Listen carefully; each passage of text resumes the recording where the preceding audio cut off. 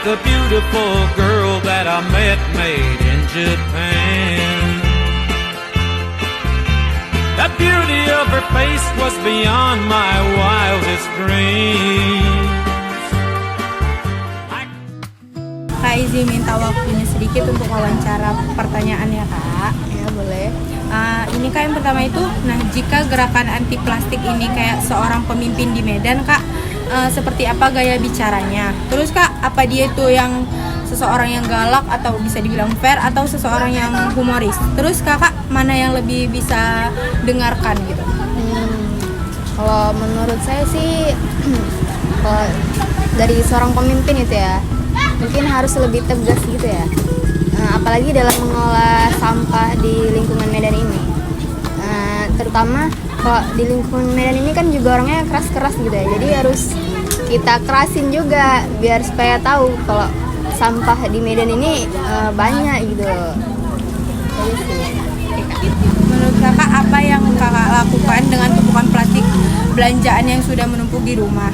Terus mengapa plastik-plastik itu berakhir menjadi kabinet cash waste? Ya, kalau menurut saya tumpukan-tumpukan sampah itu nggak bagus juga di lingkungan kita ya. Apalagi kalau saya orangnya juga bersihan. Jadi kalau udah ada numpuk sampah atau skincare yang nggak terpakai gitu ya udah disingkirin aja, dibuang ke tempat yang. Yang kedua bang, coba ceritakan perasaan abang di depan kasir saat abang lupa membawa tas belanja. Apa yang sebenarnya abang takutkan? Kerusakan bumi atau pandangan sinis orang lain? Sebenarnya nggak ada yang ditakutkan sih. Cuman karena pandangan orang itu berbeda-beda kan.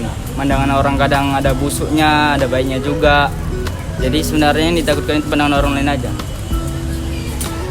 Yang nomor 3 bang, apa yang abang lakukan dengan tumpukan plastik belanja yang sudah menumpuk di rumah? Mengapa plastik-plastik itu berakhir menjadi kabinet catchway? Itu karena setiap belanja pasti kan ditumpukan di dalam satu plastik, di dalam satu tempat gitu. Jadi makanya dia numpuk banyak sehingga jadi tempat jadi menggunung lah mungkin kayak gitu di rumah itu. Oke bang, yang terakhir bang, bagaimana pendapat abang tentang retail yang tetap menyediakan plastik namun dengan label berbayar? Apakah itu solusi nyata atau hanya strategi bisnis? Kalau itu ada dua opsi sebenarnya. Opsi pertama itu SOP dari perusahaan, yang kedua itu ada juga strategi bisnis orang itu. Jadi kira-kira seperti itulah. Terima kasih bang. Oke, sama. Apa yang Anda lakukan dengan tumpukan plastik belanjaan yang sudah menumpuk di rumah? Mengapa plastik-plastik itu berakhir menjadi kabinet cash waste, kayak tumpukan sampah gitu bang, yang nggak dibuang tapi ke tong sampah, kayak abang tumpuk aja gitu sampah. Itu alasannya kenapa dia di rumah numpuk gitu? Iya. Ya kalau udah banyak gitu harusnya dibuang biar nggak merusak lingkungan masyarakat, khususnya kan apalagi sampah itu kan bau. Terakhir, bagaimana pendapat Anda tentang retail yang tetap menyediakan plastik namun dengan label berbayar?